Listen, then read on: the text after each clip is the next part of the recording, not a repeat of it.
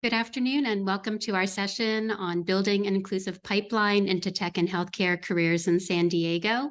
I'm thrilled to be able to showcase for you a few of our innovative programs and partnerships that are making a significant impact in our community.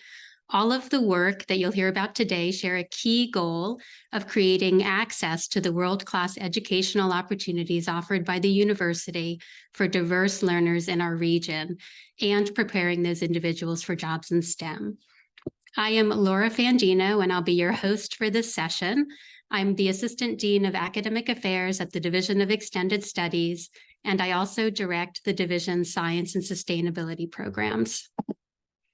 In today's session, it will feature talks by three inspiring individuals who are actively working to create inclusive pathways into STEM careers.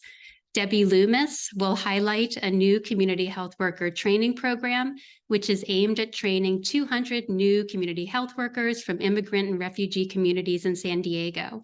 And in this case, Extended Studies serves as the educational partner in this initiative, helping campus to implement and realize the goals of the grant-funded program.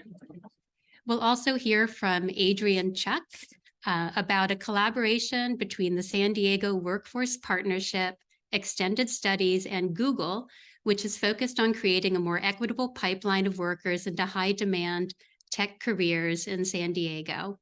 And finally, Celerina Cornett will discuss UC San Diego's post-baccalaureate pre-medical program, which is administered by Extended Studies, and she'll showcase the program's commitment to inclusion and its very impressive track record of success. So first up is Debbie Loomis. So Debbie is currently the project manager for the Community Health Worker Training Program at the UC San Diego School of Public Health and Human Longevity Science. She has more than 25 years of experience working with multicultural populations through education and public health engagement at a local, state, and national level. For us, it's been extremely rewarding to work alongside Debbie and the other collaborators on this program, and I'm very pleased that she's here to introduce you to the work that's being done. Debbie, if you could share your screen and presentation. Sure. Thank you again for including me in this opportunity. This is wonderful to speak about the program and the partnership that we have with the Division of Extended Studies. It is the Community Health Worker Training Program, as Laura mentioned, and I'm going to be describing our program's efforts a little bit more detail with a question and answer opportunity at the very end of all of our presenters. So as a program overview, our goal is to recruit, train, and place. Hang on just a second, I'm getting a funny message here. Okay, community health workers from underserved populations in the refugee, immigrant, and Native American communities in San Diego and Imperial Valley. And this program is funded by the Health Resources and Services Administration, otherwise known as HRSA. It's a 3-year project, and it began in the middle of September of last year, and it will conclude at the middle of September of 2025.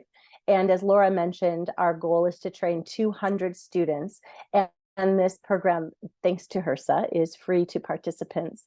At the end of the program, each participant will have an opportunity to apply for paid apprenticeships, and there will also be opportunities for internships and job-seeking assistance. So these are some of our partners and collaborators. And just a second, let me get rid of something. I'm struggling with my screen here. Excuse me for just a minute. Okay, so these are some of our collaborators. As you can see, it's an academic community partnership, and the Division of Extended Studies is definitely one of our stronger partners. County and healthcare partners, workforce development, community organizations. So it's definitely a collaborative endeavor. This is the program timeline in general, and the first section of our program included outreach and recruitment, which we hit the ground running in September. included partnership meetings for the outreach, coalition presentations.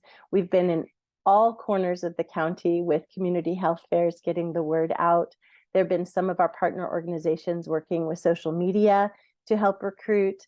The Islamic centers have been a wonderful resource for us in terms of the refugee and immigrant populations that we're trying to reach. And then, of course, word of mouth. That's always more of a domino effect, and it's been valuable for us in the communities that we're trying to reach. We just began our training in July of this year, and the Division of Extended Studies and Somali Family Service have been integral in getting that curriculum developed and the classes up and running. They are a hybrid model. So there were some of our students that were taking coursework in person and some of our students that were taking our classes online. And as I mentioned in the earlier slide, starting in March, our first cohort of students will be graduating from the community health worker training. And interested graduates will have an opportunity to apply for paid apprenticeships and internships. And for those who are taking another path, we will be offering job placement assistance. And that will begin with our first cohort in March. Just an overview of who we are reaching. Our current cohort of community health worker students, there are 77 active participants in our program. And as I mentioned, it's a hybrid model. So we had 27 students that were in person, and they would attend courses through the Division of Extended Studies off campus once a week. And there are 50 live participants, and those are synchronous class sessions. And there were enough students interested in those online classes that we divided the course into 2 separate classes so that the groups were a bit smaller and more personalized. So they were close to 25 and 25 roughly. And those were held on weekend mornings. And those have been equally successful to the in-person classes. And just to give a quick overview of what this cohort of students looks like, we were able to reach 12% of Native American Indigenous people that identified in that category. The number of countries represented in our cohort of students is 23. The youngest student is age 19, and our oldest student is age 80. And there's a wide range in between for our interested trainees in this program. And they're about 2/3 female and 1/3 male in our student cohort.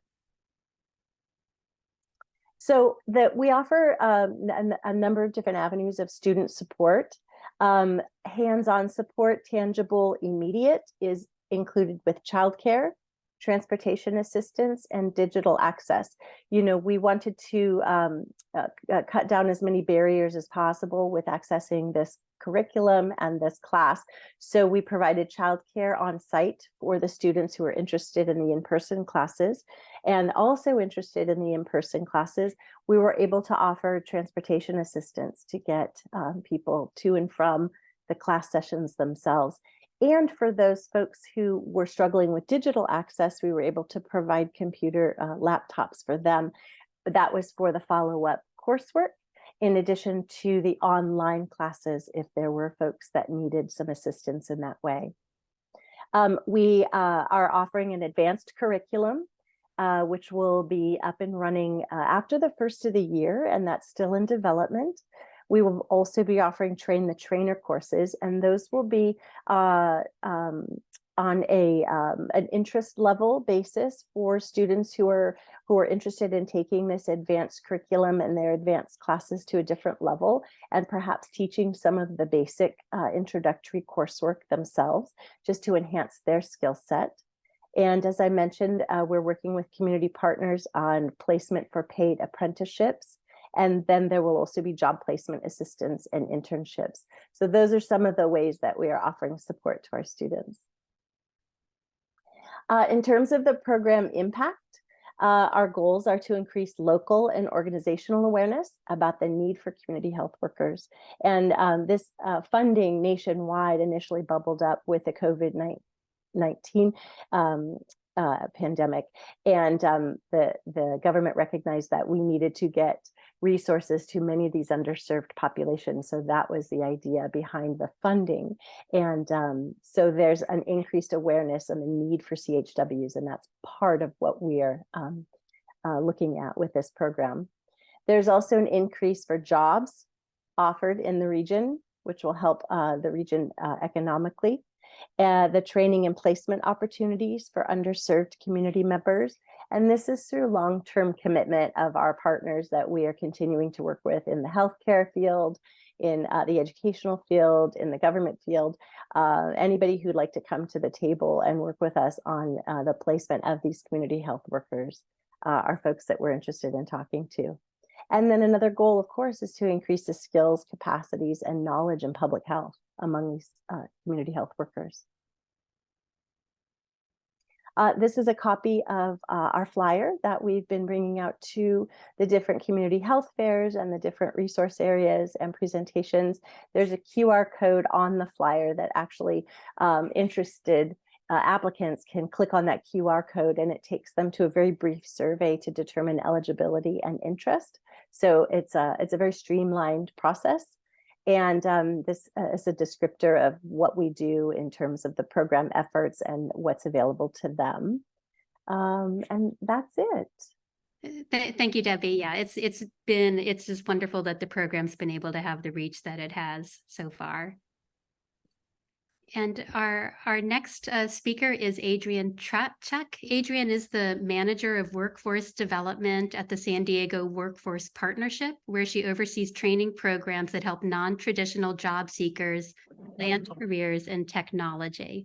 She has over a decade of experience in nonprofit program management, and she is currently managing the launch of the first ever Workforce Development Board offered 0% interest loan for upskilling, and she'll tell you a little bit more about that. Prior to her role at the partnership, Adrian streamlined operations for a nationwide STEM education nonprofit for youth of color, and she supported the expansion of a statewide social entrepreneurship program that taught students to tackle global challenges through research and innovation. Thanks for being here, Adrian. Thank you so much, Laura, and thanks again for this opportunity, not just to share some of the important work that we're doing, but also to hear from some of our colleagues who are also pioneers in their own field. So Debbie, thank you for your presentation. So as Laura mentioned, I'm here representing the San Diego Workforce Partnership, which is a nonprofit that operates as the federally recognized workforce board for both the city and county of San Diego. And essentially what we do, as Debbie mentioned, we connect employers' talent needs with qualified job seekers. So I'm here to speak with you about a new collaboration that we have with Extended Studies that builds upon our years-long partnership with each other. So for the past 4 years, we've collaborated with Extended Studies and Laura's team to explore ways that we can make high-quality career paths in technology more accessible to non-traditional job seekers in San Diego. We were trying to find ways to make them make better career choices and investments in their own future in an easier, faster, and cheaper way. So we began collaborating in 2019 to build these quality training programs and align educational outcomes with job attainment, which, as so many people know, is a challenge with higher education today. That plus the crippling debt crisis that students are facing made us want to build a shorter, faster, more efficient way for somebody to attain high quality training that would actually lead to job outcomes. So we launched a financial tool called an income share agreement, where students had a zero upfront cost to participate in the program, and they only paid back the cost of their education if they were able to attain a job that made over $40,000 a year. And this program served a critical population. So participants who didn't qualify for free training resources that are also offered by my organization, but couldn't afford the cost of a certificate on their own and were in need of comprehensive wraparound supportive services to land a job, were perfect candidates for this opportunity. And because of our work on this initial pilot, as Laura mentioned, Google's philanthropic arm reached out to us to engage with us on rolling out the first ever workforce board run 0% interest loan which essentially has the same concept where a participant doesn't have to pay back the cost of their education unless they meet that minimum income threshold. And I will have more to say on kind of the details of how that loan works. But I also want to discuss just what the program model looks like and what the student experience looks like from an educational perspective. So we just launched this program in the fall. We are so excited to have our first cohort, and it's called the UCSD Extended Studies and Google Career Certificate Program. And it really pulls upon all the strengths of the stakeholders involved. So these Google Career Certificates are being designed and taught by Google employees, obviously leaders in the industry, and with the rigorous and reputable education that UCSD Extended Studies is able to provide, it really creates this great opportunity for students to have an in-depth theoretical training, plus adding on a more recent skill set that is employer verified. The workforce partnership is able to provide job readiness support in the ways of career exploration, things like resume reviews, mock interviews, professional branding, and then a critical gap, which is internships and paid work experience and employer referrals, which is what a lot of non-traditional job seekers lack in their job search. So often we hear you need the 1 to 3 years of experience, and we found these tools to be especially helpful for people who are pivoting careers into this space. In addition to that, we offer things like wage subsidies, which Debbie actually mentioned in her presentation, some opportunities to get some of those costs covered for employers so that they're more willing to hire from our talent pipeline. And together, we're able to offer a program that is paid for with an affordable funding tool that provides our graduates with 2 certificates and a broad skill set to help land an entry-level job in technology. So as you can see here, we currently offer 2 programs. We are looking to offer a 3rd in the new year, which we're really excited about rolling out. But we build these programs by analyzing trends in the labor market, salaries, job growth prospects, and we design them so that they're accessible to people who have a limited technical background or are looking to add upon their existing skill set by adding something like a data analytics skill set to make them even better at their jobs. And this is just a sample of what their participant journey could look like. The program takes place over the course of 15 months, where the Google certificate and the job readiness curriculum are layered upon our great UCSD Extended Studies certificate. And it's really important to me to flag, you see that little T by the one on this slide in front, it indicates that a participant must actually pass a trial period in order to enroll in this program. And as a workforce board, we've realized that career exploration and commitment to a career path really takes a lot of resources and energy and reflection from the student. And so often we have participants enroll in programs that aren't right fits for them. So we built out this 5-week trial period with designated milestones so that a student is actually able to walk in the path of the career they're trying to pursue instead of investing a lot of time and energy into something that ultimately is not going to make them happy. So that's a new addition that I really wanted to flag that we are very excited about. And then at the end, you can see that in addition to all the coursework and all the job readiness training that they are receiving, they do have access to a paid internship, which is a crucial experience gap that they can fill on their side.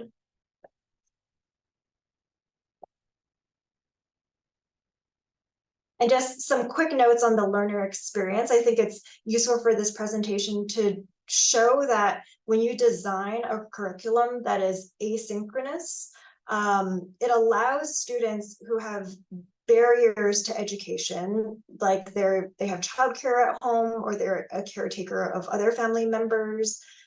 Maybe they're working part-time or self-employed or have a full-time role, but having an online fully asynchronous curriculum is really beneficial to people who have so many different responsibilities and priorities in life. And then the other thing that I think is critical to build out in a program that serves non-traditional participants is just this wraparound support that they have, both in terms of having an assigned case manager, someone to walk them through even enrollment, to give them motivation when the job search is tedious on them, helping them troubleshoot tech, but even things like providing books and laptops and so much more beyond wage subsidies and transportation assistance. So really making sure that we have this full suite of supportive services for our participants to access is crucial to the success of our program and their success as well. And so I'm going to talk a little bit about this 0% interest outcomes-based loan, because it is, as I mentioned, the first in our country that a workforce board with collaboration with Extended Studies is rolling out. But we are making this program possible by providing a 0% interest loan. So outcomes-based loans allow organizations like us, the Workforce Partnership, to provide comprehensive education, job readiness training, access to paid work experience, and wraparound services at no upfront costs to the participant. So the way it works is that participants who make over $40,000 a year are obligated to pay back their loan, but with 0% interest. So at maximum, a student could pay back $7,000 for their education, and those payments amount to about $100 a month, which are very reasonable compared to other loan products out there. And those who don't land a job making $40,000 can defer their payments for a period of time until their obligation expires with us. And this is a really important and really innovative tool, one, because the 0% interest just makes it so much more affordable and accessible to people who don't have that excess income to really spend on something like a career change or added education. And it also allows us to reinvest back into the community. So whatever is paid back to this fund gets put back into our San Diego community to make that opportunity more possible for a greater amount of job seekers. And then just a few quick demographics. We just launched our program, but our participants typically have intermediate to advanced digital literacy skills, and those are kind of basic things of, having an email, being able to check their email, being able to log on to Zoom, being able to navigate a learning management system. It doesn't mean that they have any kind of web development background, but we have found that folks who take initiative to explore the pathway, whether it's just watching videos on YouTube, what is a day in the life of a data analyst, or what are the languages that are typically taught that data analysts learn, tend to be more successful in the program because they've done some pre-research and some of that reflection that I've mentioned earlier. And then, of course, folks who have some stable source of income, it could be unemployment, it could be employment, and it could be support from a family member or partner that can help them invest in this 15-month program is also crucial, because as we learned, if folks are looking for an immediate job, a 15-month period is a very long time to go without that sustainable income. And then landing a new job can really be challenging to balance with also trying to navigate a new career path too. And then you can see just some demographic information there about our participation from women, from people of color, and then those without a bachelor's degree.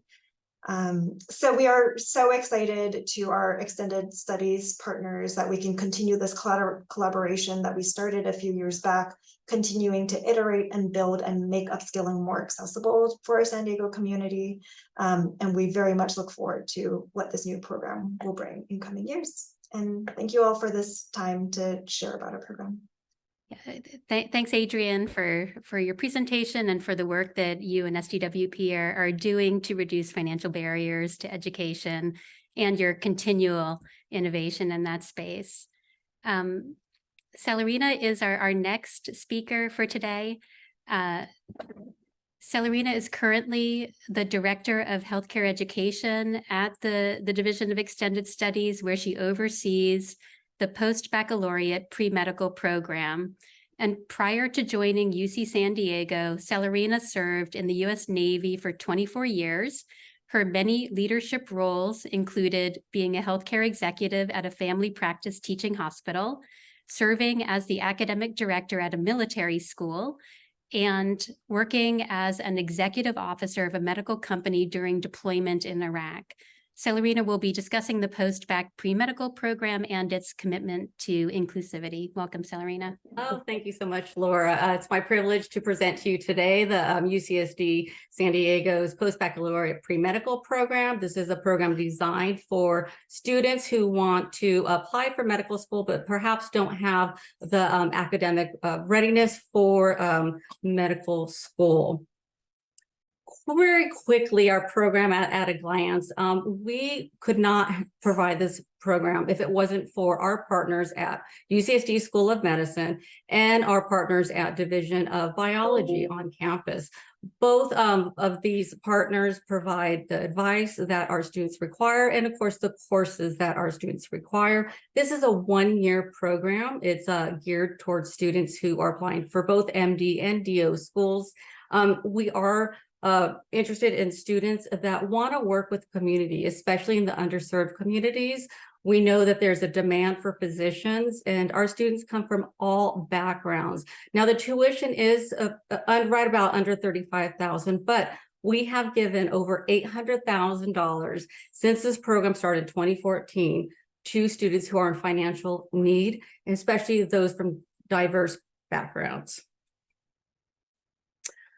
Because of this, we have been the recipient of the Inclusive Excellence Award for being champions, of course, for equity and diversity and inclusion in UCSD. And I want to share with you a video that was made when we received this award. 10 years ago, seeking a way for students from disadvantaged, underserved communities to become doctors, UCSD launched a new post-baccalaureate pre-medical program.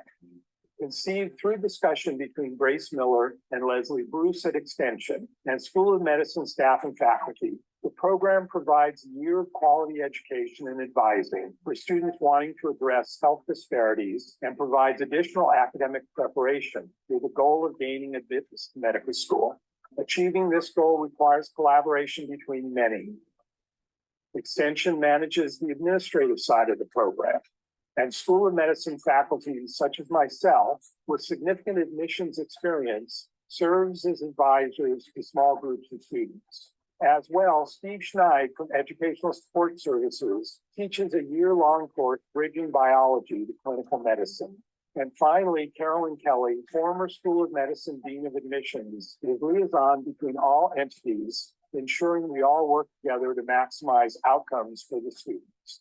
The students are the heart of the program, dedicated and hardworking. Almost half are persons of color. Many others come from inner city or rural homes. They have been successful academically with an average program GPA over 3.7. And this success is translated into medical school admission. More than 3/4 of our graduates have been accepted to MD or DO programs across the nation. So far, 3 years worth of these students have completed their medical degree, and the majority are in primary care residencies. But best to let the students speak for themselves. I think that the biggest thing about the post-bac is that it's giving me the confidence to pursue my dreams and goals. I've always dreamt of becoming a physician, and I felt like that wasn't possible until the post-bac gave me the opportunity to show myself and medical schools that I am capable of pursuing my dreams and overcome any obstacles that might come in my way. UCSD's post-baccalaureate program provided me the opportunity to work with peers, mentors, and facilitators who took the time to understand me as an individual and to see how my cultural and spiritual background influenced my pursuits. After only a year at UCSD, I am proud to call myself a Triton and to be part of a community that exemplifies the values of celebrating individuals in their journey to discover knowledge and their place in our world. Join me in acknowledging Celerina Cornett, Director of Healthcare Education at Extension, who is accepting this 2021 Inclusive Excellence Award on behalf of the many who have made the post-baccalaureate pre-medical program so successful.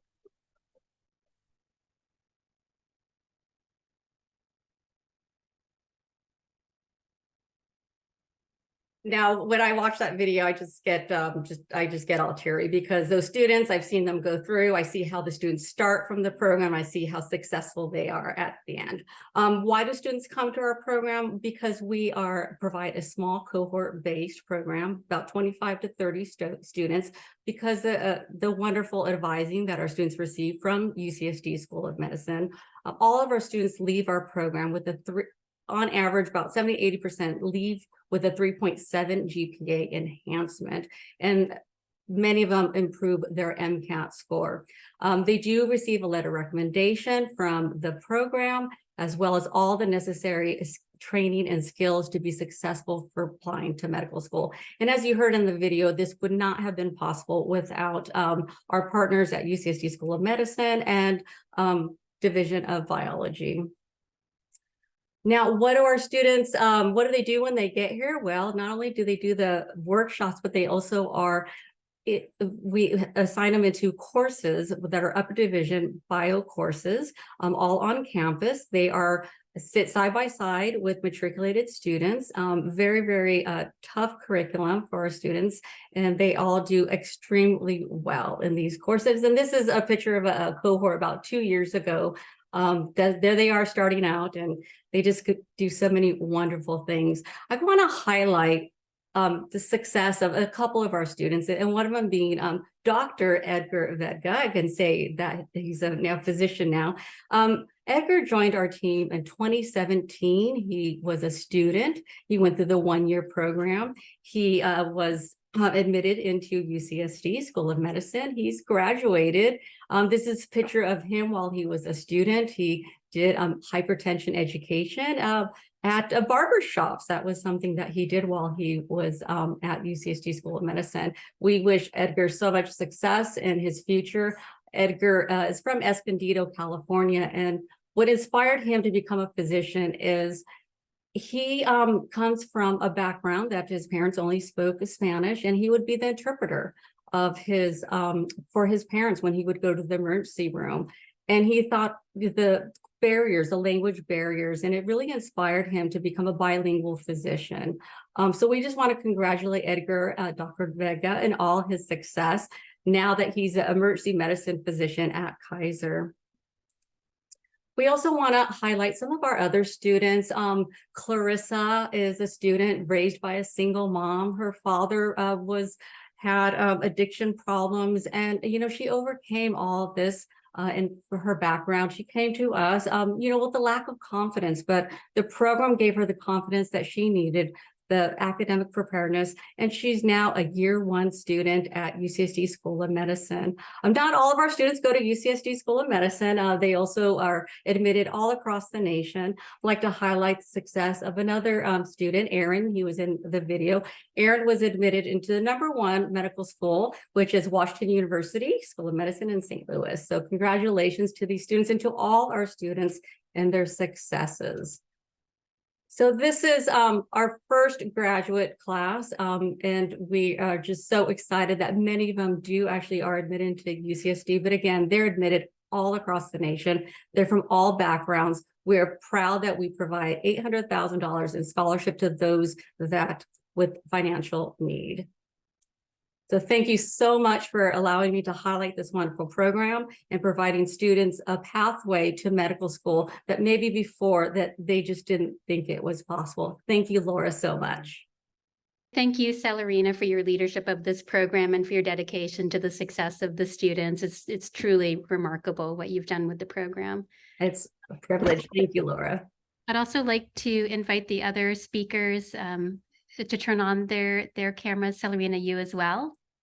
And just a thank you to all of you for your excellent presentations today and for the inspiring work that you're doing. I have a question here. How are we getting the word out about your programs? Well, and I suppose that's a general program. That's a general question for everyone. Debbie, would you like to take a stab at how outreach is working for the Community Health Worker Training Program? Yeah, sure. I'm happy to answer that. Thanks for asking, Natalie. So yeah, because we are working with a focused population, we wanted to partner with community agencies that are already embedded in those communities so that we could then maximize the efficiency of getting the word out. So I mentioned just briefly in my presentation that we've been going to community health fairs. We've been working with the Islamic centers. We've been working with community organizations. We've been working with the Refugees Coalition Community Network, other health networks, just getting the word out. So I've been, hitting the pavement literally with my presentations as far and wide as possible, just to make sure that folks in these different communities and these different agencies that work with community members in the refugee, immigrant, and Native American populations can learn about our program efforts and the training opportunities. So. And I'm Adrian, happy to jump in too. Thanks, Laura. So our program benefits in that it's housed by the San Diego Workforce Partnerships, and we have 4 locations plus a bunch of different community partners that we work with that really serve all job seekers in the region. And the way that somebody can access our program is when they go through our full funnel so that they're aware of all of our program offerings, not just the ones for technology. So we can have people in the front lines really guide a job seeker who's looking for a next step in their career on what the best tool for them. So if you go to our website or visit one of our career centers and enroll into kind of our larger workforce partnership body, and go through enrollment, then you get access to all of our programs. And that's typically how we recruit from the community. and we have another question, which is, what are your biggest obstacles in reaching underserved communities? And what are some things that you've learned in working with these communities? Do you want me to start, or Adrian? Sure. So that's a great question. This has been a learning curve, and we are leaning heavily on the community organizations who already work with these communities, because it is tried and true with their outreach to these populations. So one of the things that we recognized early on is that there is a digital literacy component that we really needed to address. And I'll give a shout out to Division of Extended Studies. You guys have been wonderful with some handholding that has been needed in that area. It's been a great partnership with getting the students up and running in terms of their digital access and their accessibility to the program that way. Yeah, and there's also definitely been some language issues, which is wonderful thing, because that is the point of our program, is to get community health workers trained from the communities that then need to hear from the leaders within those communities. So there's been a bit of a learning curve with us in that respect as well. But again, as I mentioned, we're leaning on the organizations who are, and working with them in partnership, who are already out there in the community doing this work with those populations. I second what Debbie says. I mean, those partnerships are really key to serving underserved communities. But even beyond that, right, I think some folks aren't necessarily connected to all the service providers that are in the regions. We've learned that even going and tapping into things like churches, like community churches, like places that people gather, is a great way of reaching underserved communities that probably don't know that there's so many resources out there in the San Diego community that could benefit them. But it's an area that we're trying to grow upon and kind of think more strategically about as well. And then some things in working with the communities, I would say, in addition to some of the digital literacy, I think just understanding the paths, the various career paths that are open to folks is challenging in itself. So before really directing people or pushing people into programs, understanding what their interests are, what their skills are, what their timelines look like, what their salary and job requirements and family and remote work, in-person work requirements is all really key. I think especially for underserved populations that don't have the luxury of time or risk or resources to make a choice that isn't right for them. So doing some extra counseling and advising and guidance is really crucial. And I think for us in the post-baccalaureate pre-med program, many of our students don't think they can become a physician. They come from low-performing schools.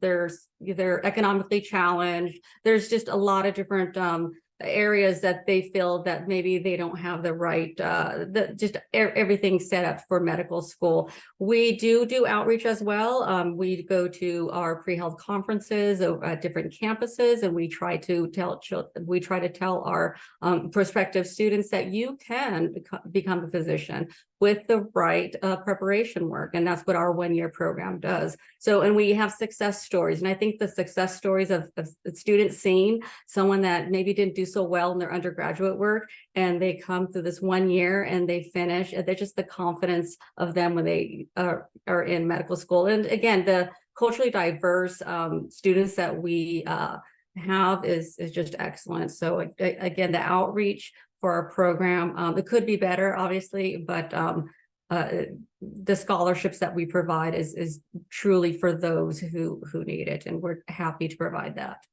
Wonderful. Thank you all. And with that, I'd like to just thank the presenters once again for your excellent presentations, and thanks to the audience for joining us. I hope that all of you in the audience found the presentations insightful and inspiring as well.